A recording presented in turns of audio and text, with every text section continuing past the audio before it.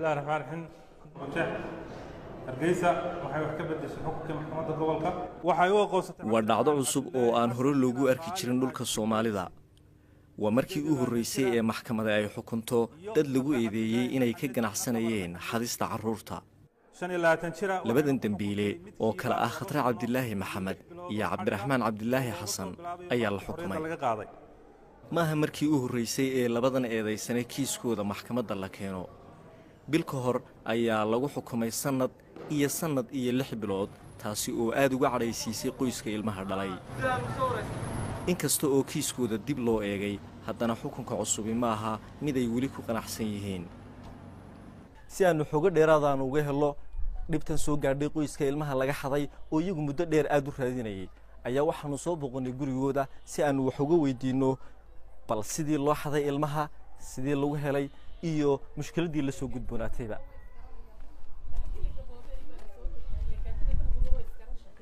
hooyada ilmaha dhashay waxay rafaad ka martay raadintii ilmaheeda go'aanka xukunkuna waa uu u cuntami laayahay mikrofon baan qaatay magaalada Hargeysa ku baahay meel walba waan maray waan ka quustay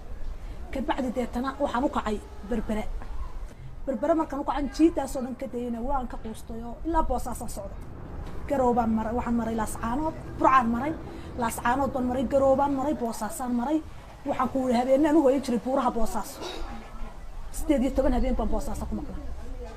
soo ma garanaysid waxaan ku meel aanan noloshayda aanan arag ayaan maroon jibaaxo buuro godoodaha oo dhufaysi ah ayaan galay marka dawladda sharafta leh waxaan ka codsanayaa iyo gudoomiyaha sare inay maxayda xukunkaasi ay hagaagu eegaan ay wax ka qabtaan ya waayo waxa weeyaan maadaama ilmaha iga la xaday maadaama la iibsanayay aniga waxa la wixii la haray ma jirto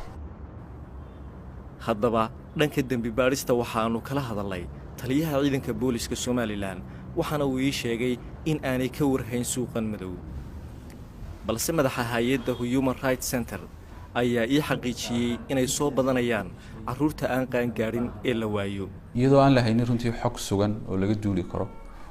oo si cad loogu diiwaan geliyay tacadiyada ka dhanka dadka ee la xiriira dhoofinta sharci darrada ama human trafficking-ka haddana marka laga qiyaas qaato cabashooyinka dadka ka imanaya dhoofinta carruurta way badanta oo tiro badan oo carruur ayaa laga dhoofiyaa dalka si sharci darro ah waxa loo yaqaan human trafficking-ka waxayna ku dhacdaa dadka ciyaalka ee daahan ka yar 15 jirka xeer ilaaliyaha kiiskan gacanta ku hayay aadan salaad seed ayaa isaguna ii sheegay in ayna jirin xeer u gaara dacwadaha noocan oo kala ah oo lagu xukumo waana sababta ay salka ku hayso cabashada qoyskan ilmahooda laga xaday